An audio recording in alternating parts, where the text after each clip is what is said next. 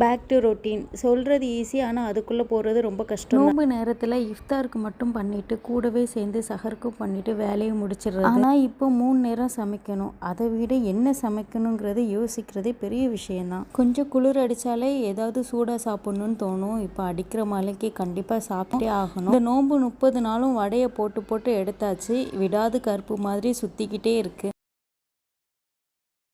Back to routine சொல்கிறது easy, ஆனால் அதுக்குள்ளே போகிறது ரொம்ப கஷ்டம். நோன்பு நேரத்தில் இஃப்தாருக்கு மட்டும் பண்ணிவிட்டு கூடவே சேர்ந்து சஹருக்கும் பண்ணிவிட்டு வேலையை முடிச்சிடுறது. ஆனால் இப்போ 3 நேரம் சமைக்கணும். அதை விட என்ன சமைக்கணுங்கிறத யோசிக்கிறதே பெரிய விஷயந்தான். கொஞ்சம் குளிர் அடித்தாலே ஏதாவது சூடாக சாப்பிட்ணுன்னு தோணும். இப்போ அடிக்கிற மழைக்கு கண்டிப்பாக சாப்பிட்டே ஆகணும். இந்த நோன்பு 30 நாளும் வடையை போட்டு போட்டு எடுத்தாச்சு. விடாது கருப்பு மாதிரி சுற்றிக்கிட்டே இருக்குது.